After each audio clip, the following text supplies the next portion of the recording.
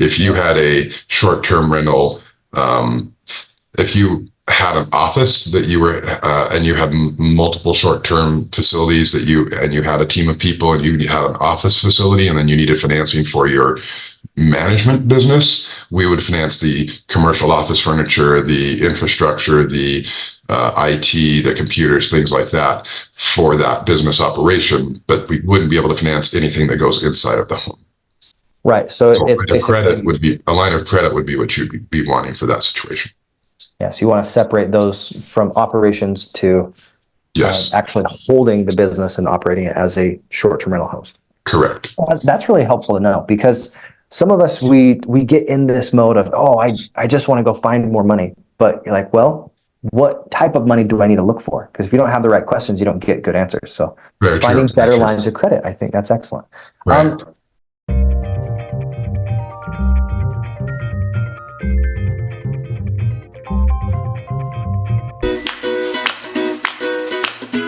Welcome to the Levelin Up podcast with Brigham Blackham. I've got my good friend Jason. We are going to be going through a handful of keys to making sure that your business is able to be financed, make sure that you've got equipment financing, and this idea of credit that is going to blow your mind. So excited to be able to share some of his expertise with us. Jason, tell us how you're doing. Good. How are you, Brigham? Thank you for being here. Thank you for having me on. I appreciate the opportunity. Absolutely, man. It's such a pleasure to have a regular relationship turn into a business relationship and be able to make some good content together. So I'm excited to provide value to all of you guys that are on here today, and also everyone that's going to be a repeat viewer right after here. So tell us, this is one of the things I love to ask. So if I was looking you up in the dictionary, what is a Jason Ames? Jason Ames, and you put me on the spot here. Thanks. Yes. Brigham, but Jason Ames, it started Direct Credit Funding, which is the commercial finance company that I owned back 27 years ago.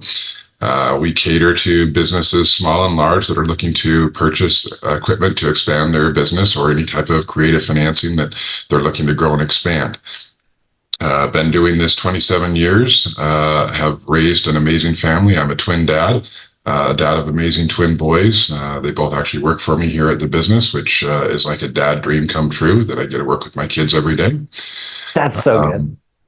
Yeah, and I consult for some businesses also, do some consulting and business building. I sit on the board of a couple different foundations, and I'm sure there's much more, but you've got me on the spot here for my first time here, so I'm a little bit nervous. You're good. Man, I'm so excited to have you on today, because you're not only a consummate business professional, you're just a fun person to be around. We actually first got connected playing poker at the Ace in the Hole Mastermind with my buddy Nate Drew. Guys, if you haven't heard Nate's podcast, go back and check it out. It's so good. He did a great job. That was one of my first ones. I think it was like in my first 10, somewhere in there. Man, he's so much fun to be around. So tell me a little bit more, Jason, as far as this overarching idea of credit. What is something of value that you could share with a brand new business owner that you're like, if you will do this thing, it will make you easier to fund for equipment or for credit? Let's start there. Absolutely. So in order to make the job as easy as possible, you need to get your business started. Number one, time in business is the number one factor that we look at when we are determining if we're going to lend to a customer, if we're not going to lend. Time in business is key. If you have an idea, the best thing I can tell you is to get your business entity established. However you do that, either file a business trade name filing, file your corporation papers, get it started. We are not going to, it doesn't mean you have to start opening the doors and take your customers in, because I realize that takes time, but we see tons of businesses that they kind of start under the radar. They don't officially start, and then they come to us to make the borrowing, and they're like, I started the business 3 years ago, but I didn't actually form my paperwork until 2 years ago or a year ago or 6 months ago. And unfortunately, at that point in time, I am not able to, I have to look at the date you actually started your business. And if you started it under the table and were taking cash for the first 3 years and didn't start opening an account until 6 months ago, unfortunately, you're a 6-month-old business. And the rates for a business under 2 years are almost triple what a normal business would get at. It is extremely expensive for a young business to get financing. And that's just an unfortunate fact of the world, that half of all businesses that start fail, and those of us that make it end up paying for the ones that don't. So I can't stress enough how important it is to establish your time in business as soon as possible, and to get your opening paperwork filed. That will help you tremendously. I love it. So if I can put that into like some basic, like quantifiable terms, let's say as a business, you want to get $200,000 as a brand new business. Mm-hmm. What type of financing would that be if you're like, hey, I need this to be able to get my down payment for my commercial space, all the different things that I need to make sure I have the equipment. Maybe they're putting together like an ice cream shop or something, and they need to really have this $200,000 to have the way to, have the cushion to pay payroll for 6 months or whatever while they're getting started, all those different elements. Mm-hmm. Let's go new business versus one that's got more than 2 years of business. Sure. So on a new business, we're only going to finance a percentage. We're probably only going to finance 75, 80% of whatever the amount request that they're looking for on that, because there's going to be a higher risk. We're going to want a down payment. The rates are going to be higher. Once we get over that 2-year in business mark, we're generally going to be financing 100% of that $200,000 acquisition for the equipment. More than likely, they're going to be expanding and growing because they've been around for a couple of years. Maybe they're opening a second location that's going to cost a couple $100,000.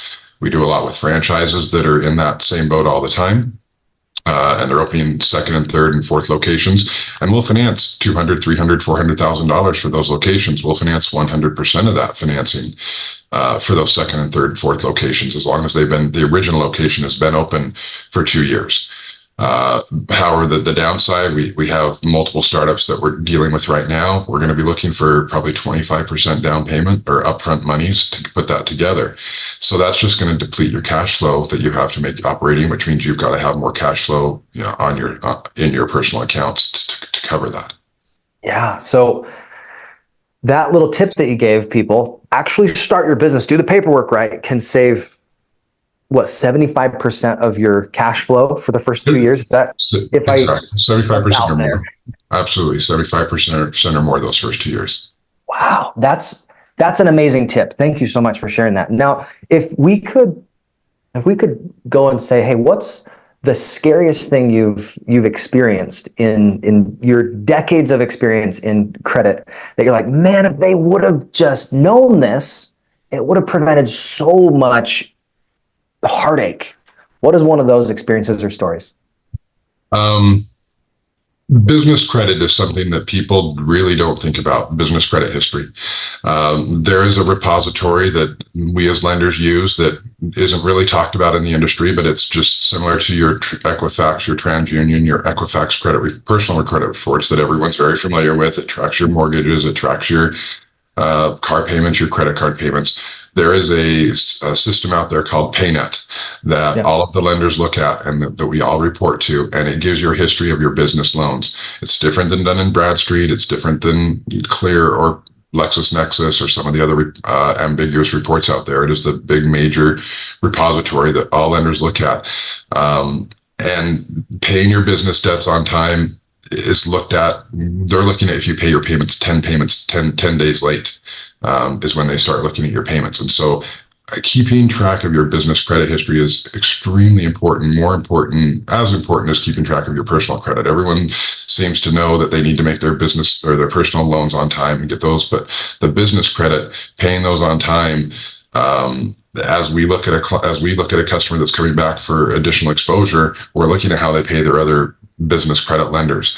And if people understood the value of how they think, because it's not showing up on their personal credit report, that, oh, no big deal, no one's going to see it, it's not going to hurt me. I have a 700. We see plenty of clients that have a high 700 credit score, but they have a pretty sloppy pay history on the personal side. And we have to take that into account. Yes, you've paid all your personal bills, but you've got problems on your business credit. We're either going to not lend to you, or we're going to pitch your rates pretty aggressively and push back on the rates that you're looking for. Wow. I have a friend that I talk to every single Wednesday named Dane Clark. He talks about this. How you do one thing is how you do everything. Mm-hmm. So you think about business credit, you think about personal credit.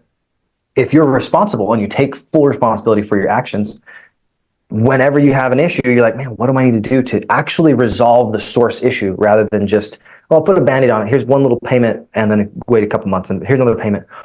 So when you have, let's say, a business that's brand new and they're doing pretty well, and then they hit financial hardship. I heard this from another credit guy, and I want to get your opinion on it. He's like, well, if you already know in 3 to 6 months you're not going to be able to make that credit payment, but you need to make X, Y, or Z to make sure you can keep your doors open, pay the bills that will keep your doors open and take the credit hit so that you can make sure you stay in business. What's your thoughts on that?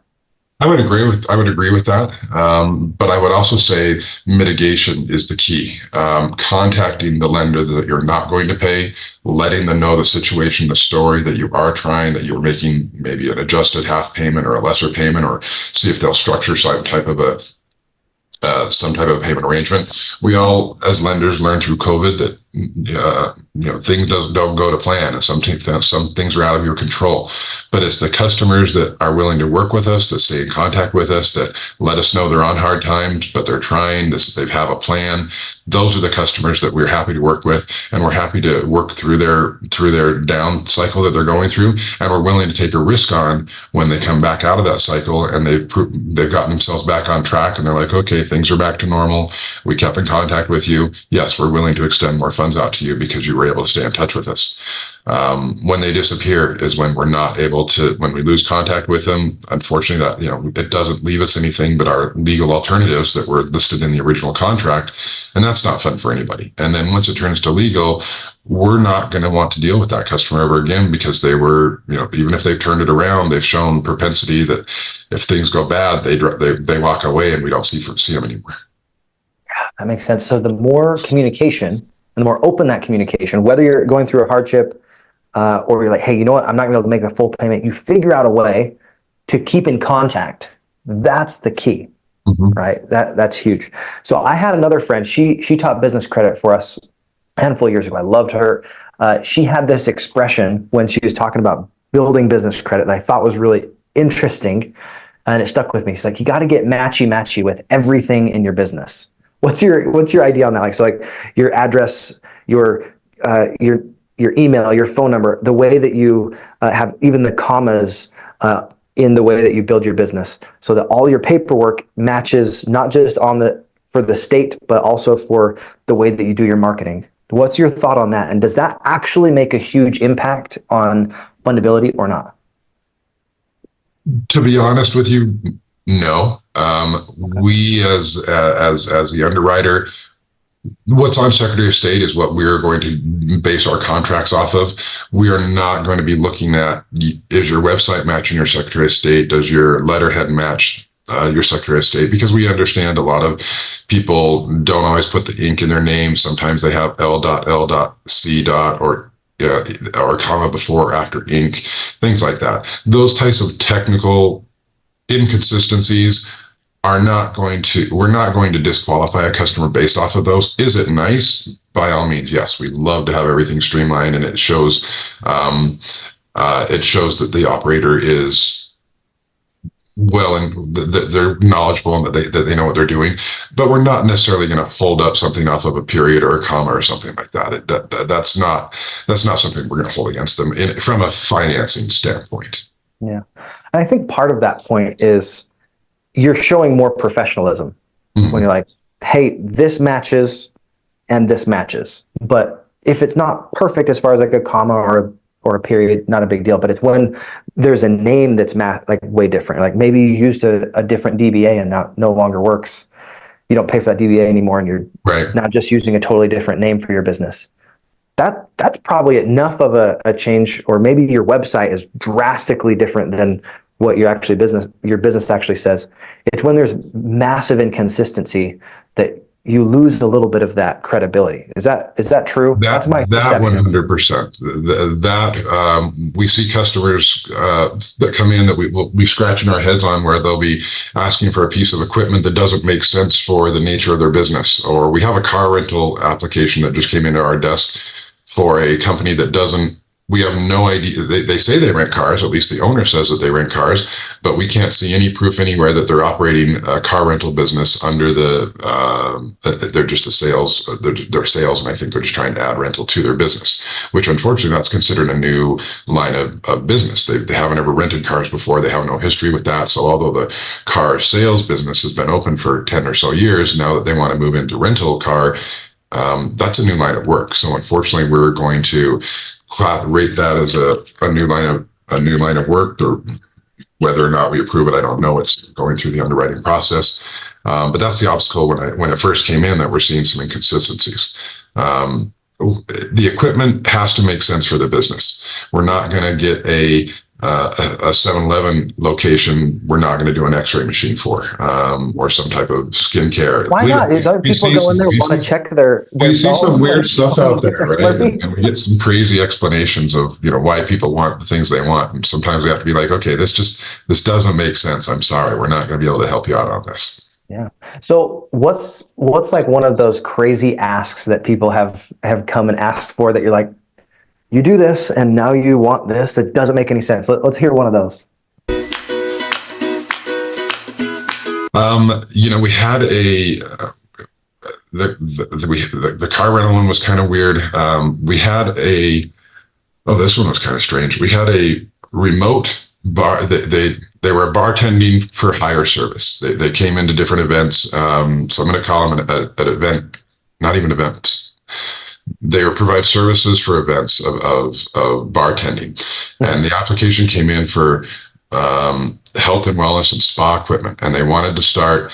Yeah, I know. They wanted to start going out and doing spa services and adding spa services. And their story was that when we're out doing bartending, we're also going to have some health and wellness equipment there and do health and wellness treatments while we're doing the bartending events. That was kind of a weird. I'm like, okay, that one. They're like, here, let's give you the toxic alcohol, and they were like, we're going to also provide the detox. So it's a little cycle. Like, yeah, that was kind of a strange one. That was like, wow, really? That's those two businesses do not align in any way. Right. Yeah. I guess your ideal customer really not even, like, none of your marketing would match. Nothing matched up on that. In fact, it was called Bartending Vitality was the name that they were trying to put it in. Bartending Vitality. Bartending Vitality. So it's for bartenders. Yeah, it was a bartending service that was doing health and wellness services at the same time. Okay. Well, one of the things that just popped into my head is you really need to make sure that you're serving someone in a way that they want to be served. Like someone that goes to a party that they want to go have some bar food and they want to drink some alcohol, they're probably not thinking, I'd like to get, like my hands massaged and get a detox and like all the different things that would go along with that. Like that doesn't seem like they would ever cross. So that's a great. Well, and it's not so much that's probably really what's going on. More than likely, they're starting another line of business. It's in effect, I'm sure, at least that's what I see as it's a startup health and wellness facility that they're trying to start up, trying to use the bartending because it already had a 4-year time in business history. So that gets much better rates as opposed to a startup. Med spa is what that would be considered. In fact, it'd be startup home-based med spa, which is like the worst. They just don't want to pay the high rates. And by high rates, we're talking 20 plus, 30 plus % for startups. And it's just, I know it's what it is, versus a 2-year-old business is going to be in that 10 to 12% range. So it's a huge difference in rate. But it comes down to those that survive and those that don't, and the risk associated accordingly. Mm-hmm. Yeah, and I guess part of it is you as the underwriter, you want to make sure that you're putting your investment in a business that is legitimate and they're going to provide the services in a way that they can create that cash flow, so it's a win-win.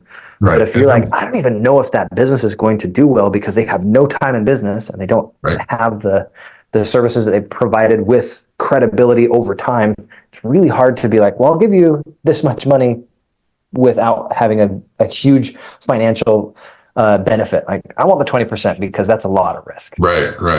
Well, and we look at our primary core model is we don't look at financials on a customer. We're looking at their personal and business credit up to a couple $200,000-$300,000.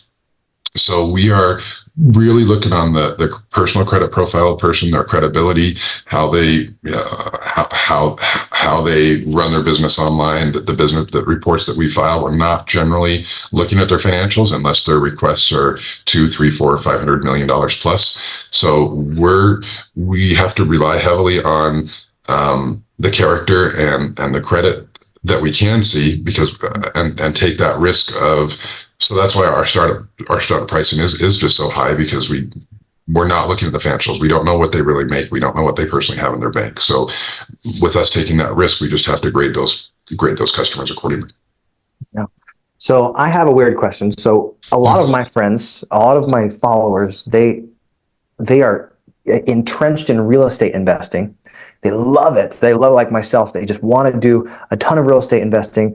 And sometimes when you don't have a W-2 job, it makes it much more difficult to find certain levels of financing. So in your experience, when you have a business owner, maybe they've been doing it for 5 or 10 or 15 years, and their main source of income is maybe fix and flips, where they're doing basically one-time type of projects, and then they put them into long-term.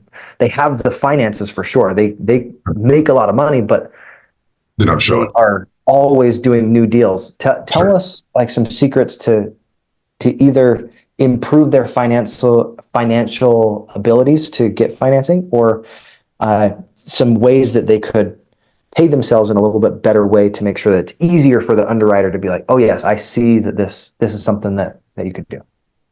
So depositing your money in the bank is really what I would say is I get, as a small business owner, you don't want to show you want to show as least income as possible for the government, for the tax purposes. That's just the nature of what we all do. But running your deposits through your bank account would really be the next biggest thing. We look at bank statements on maybe half of the transactions that we receive and fund through our office here, and we see we see banks both way, where they put minimal deposits in their bank account. They have minimal average balances. That would be another key thing that I would say would really help borrowers, if they understood the value of having money in the bank, of not spending of having what we call high average balances, which is the money that you keep in the bank to manage your cash flow and your payments. You may deposit $100,000 a month, but if you have at the end of the month only $300 balance, it means you really don't have any extra cash to run through. And we see those all the time. It means you don't have any extra cash to take on additional debt load. Versus if you're depositing $100,000 a month and you have an average balance of $25,000 a month, that means you've got plenty of money to make additional cash flow payments. We as a lender, if you have the higher the credit score, the less additional information that we're going to need from you.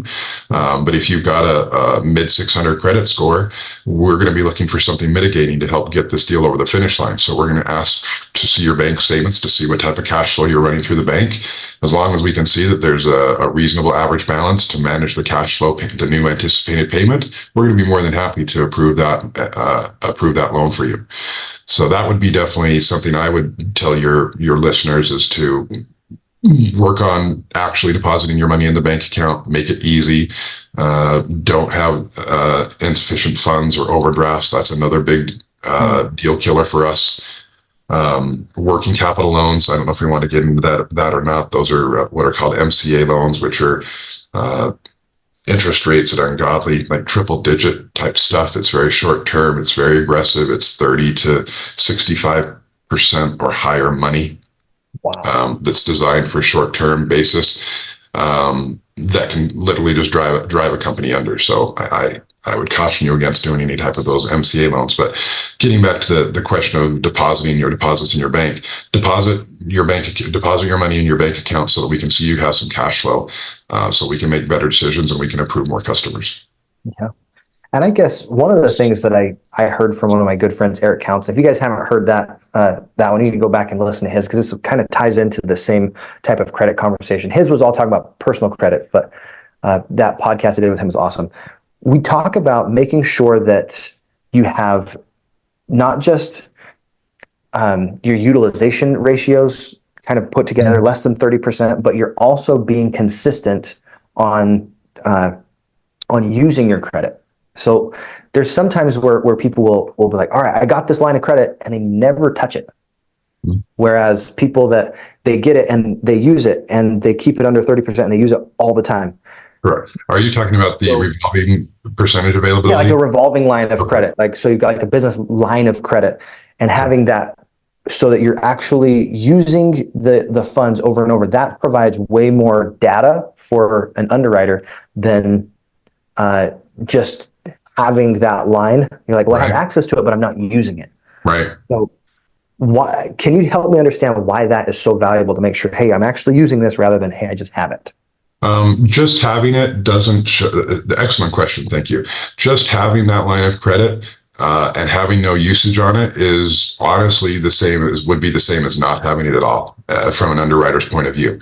We're looking as a lender, we're looking at their history of management of the business, management of their personal accounts, management of their business accounts. But on this line of credit, for example, or other term installment loans, we want to see that you have been able to manage the monthly payments, ideally at minimum for 12 months prior history. Would be ideal of what we're looking for to show that you can manage that type of debt. And in addition to the line of credit, we actually would ideally prefer to see that you can handle installment debt, because installment debt, a line of credit, yes, you can manage, but it might be $100,000 or $50,000 out this month, but next month you might have a zero, and so that doesn't show as much ability to manage a term installment debt. And by term installment, I mean a vehicle, a piece of equipment, a machinery that you've financed for 12, 24, 48, 60 months, whatever that term may be. The fact that you can show that you can consistently manage that payment for 12 months on a term loan basis, that actually carries even more weight than some of the installment credit. Oh, interesting. So for instance, I'm a short-term rental operator. I go and I host basically any type of short-term rental that someone wants to have fully operational. I can go help people build that out. We even had a conversation about that. Yeah, you're amazing. But one of the things that I'm curious about is, what is the best type of financing that you've experienced for short-term rental operators, those that want to basically use a lot of their funds to purchase furniture or housing decor like desks and chairs and beds and those types of equipment? Is that like get a line of credit, or is that like get a loan? What would be your suggestion? For that specific industry, and this is an industry that we've had a lot of requests over the years, and unfortunately, in my space, we are legally unable to touch because they fall under the residential category, and we are only licensed for commercial. So in the short-term rental category, all of that stuff is considered household improvements, and they fall under different laws and UCCs and other technical aspects. So for what you're specifically doing, a line of credit is going to be your best option, because I'm unable to touch what you need.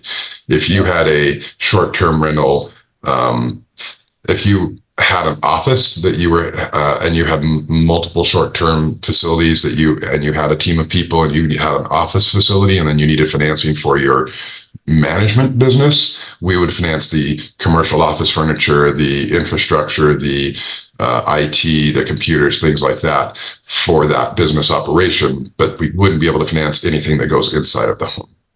Right. So it's basically a line of credit would be what you'd be wanting for that situation. Yeah. So you want to separate those from operations to actually holding the business and operating it as a short-term rental host. Correct. That's really helpful to know, because some of us, we get in this mode of, I just want to go find more money. But you're like, well, what type of money do I need to look for? Because if you don't have the right questions, you don't get good answers. So finding better lines of credit, I think that's excellent. Right. In your experience, so we said we're gonna deliver on 3 key principles to understand how to improve your business and your equipment financing. What are those 3 principles in your opinion that you're like, if you do these 3 things, those are the key? Establish your business, which we talked about earlier. Mm-hmm. Management of your business and personal credit affairs, and managing your bank statements, managing your cash flow. If those 3 things can be effectively managed, the sky is the limit on the financing that I can provide for you. I love that. So let's go into the cash flow management, because we talk about cash flow management in our group all the time, and I think it's such an important topic. But what are some of the pitfalls? We'll start there, and then what are some of the ways that you can be like, man, this is how you really excel at cash flow management, so you can get the negative and the positive. I'm not sure I'm understanding your question, so I can answer. Let's start again. Okay, so what are some of the red flags in cash flow management as an underwriter that you've seen?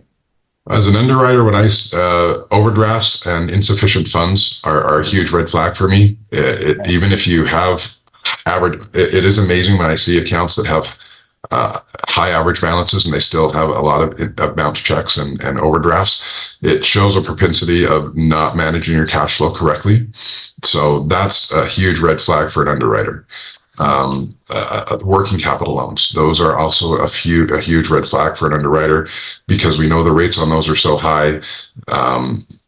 Unfortunately, the industry is not the best, and they tend to stack those loans. I don't know if you know what that means or not, but you get a first mortgage capital loan, and I know places that do up to 7th position, and that just seems absolutely insane. And it's just going to drive a business. It's going to drive a business out of business. And these people are relentless. They're sharks, and they just, once they get your teeth in you, they're almost impossible to get out of.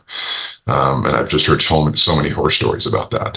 So staying away from the working capitals and keep overdrafts. Those are big red flags in your cash flow statement.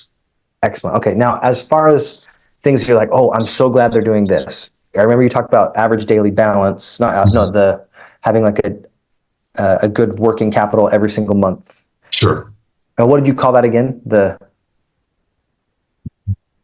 Your bank account doesn't get too low, basically. Oh, average balances. Average balances, perfect. See, the terminology sometimes you're like, I need to get the right term.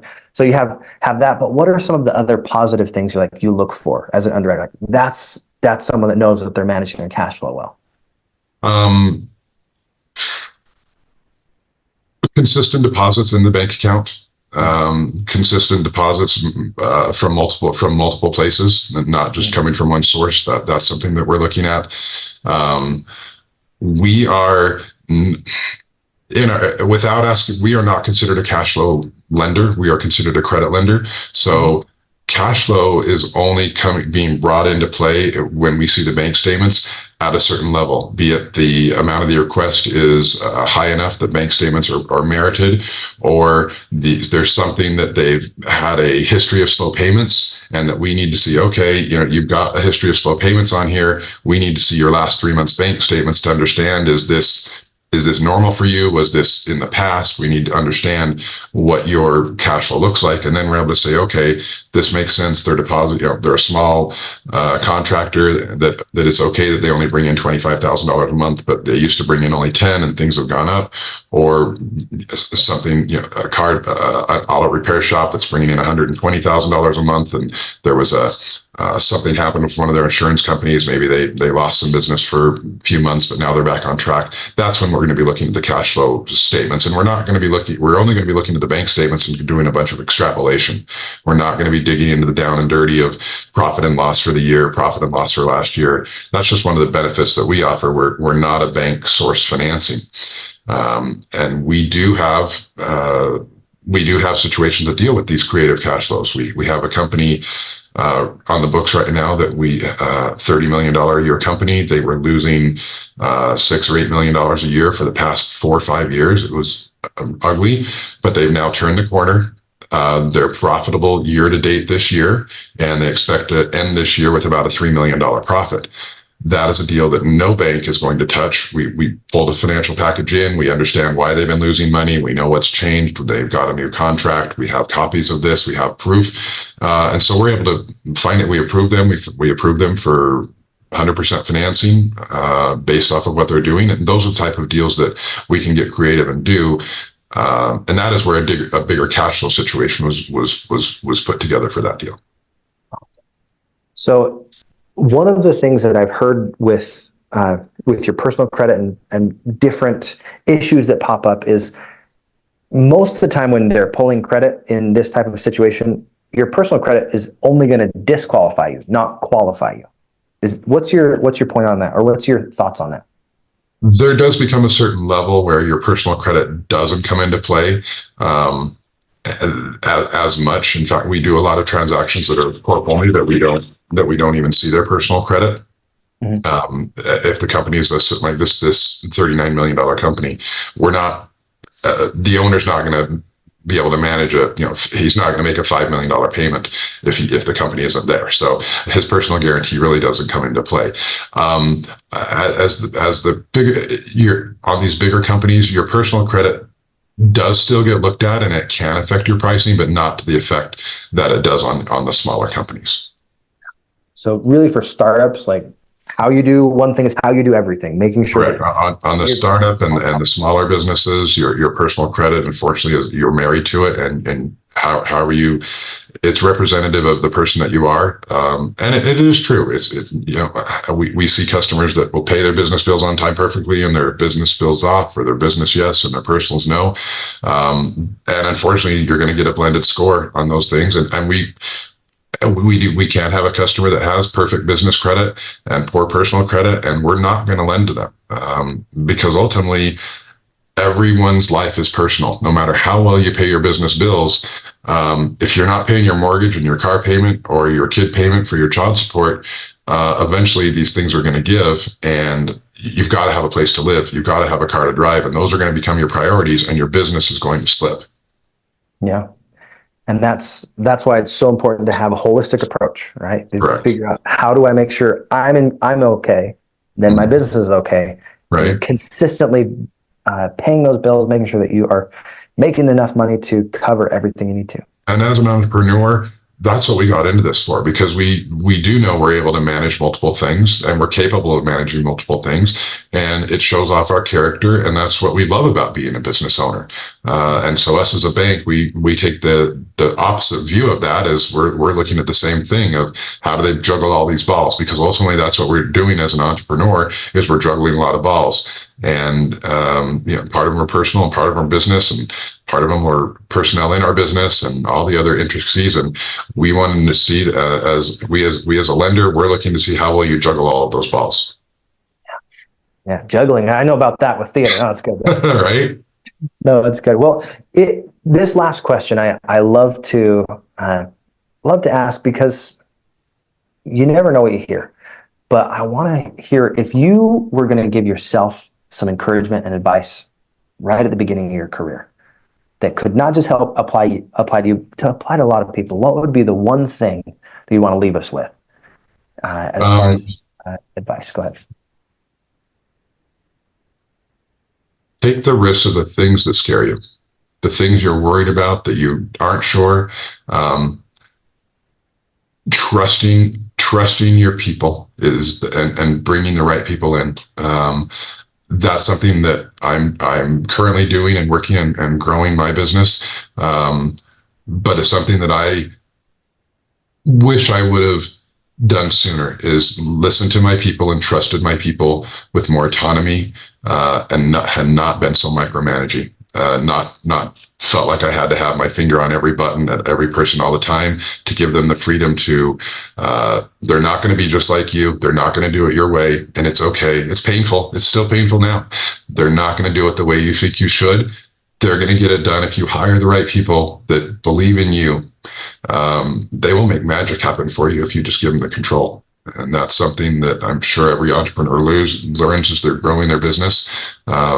It's what I have done, and it's made incredible inroads for my business. It's growing at such an incredible rapid pace right now that because I've hired the right people. And yes, it's still scary. It is scary when they don't do things exactly how you do it, because you know your way is the right way because you've been successful at it, right? And then to let someone come in and call someone and not say the right words that you would say, or not send an email with your exact verbiage, those are all hard things to do, to get used to. That would be my advice, is to let your people give them the autonomy to help grow your business, because they do have your best interest in mind. Yeah, I love that. That reminded me of the word trust. Yeah. Trust is something that I love this definition. It's the ability to give someone the opportunity to hurt you. And Yeah. because you give them that, you're like, I'm trusting that you won't hurt me, but you have the option to because I Right. trust. Yeah, Right. that's excellent point, Brigham. You're absolutely right. But the rewards are so great when you can set back and see it. But for that little time being, for those few months that they do things not exactly right, and they're going to make mistakes. They're going to make mistakes. Things are not going to go to plan. They're not going to do a deal right. You're going to lose a deal. You're going to make less money on a deal than maybe if you were there driving it.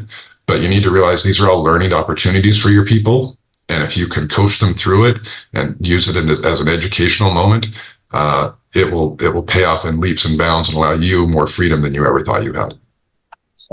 Thank you so much, man. This has been a great conversation. I appreciate it so much. And how do people find you online so they can continue to keep this conversation going? Oh, thank you. Thank you. Name of my website is Direct Credit Funding. We are based out of Salt Lake City, Utah. There's a Calendly link in there for myself to my page. There's a Calendly link. I can send it, Brigham. I can put you a link in the chat so you can link to my Calendly. I'm always here for advice, for helpfulness. I'm a straight shooter.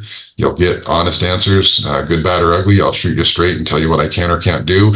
If I can't help you, I'm a wealth of resource and knowledge. I build companies all the time. If I don't know it personally or have access to be able to do this myself, I know the people to connect you with, and I will connect you with any of my friends that will be more than happy to help you out.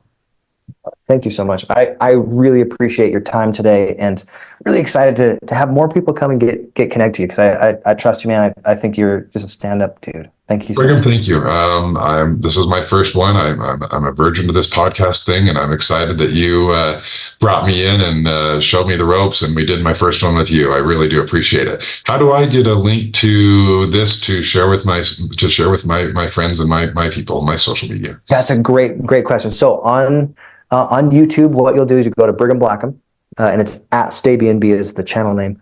Okay. But I'll send you that link as well. Yeah, would you please? As you guys are wanting to come and not just listen to this one, but listen to more podcasts, that's the easiest place to find it. But it's also going to be on multiple streaming platforms. So I do it on Podbean so that it can be distributed through the RSS feed to lots of different platforms. So like iHeartRadio and Sirius and stuff. So wonderful. Awesome. Yeah, I look forward to that, and I'll share my link with you also.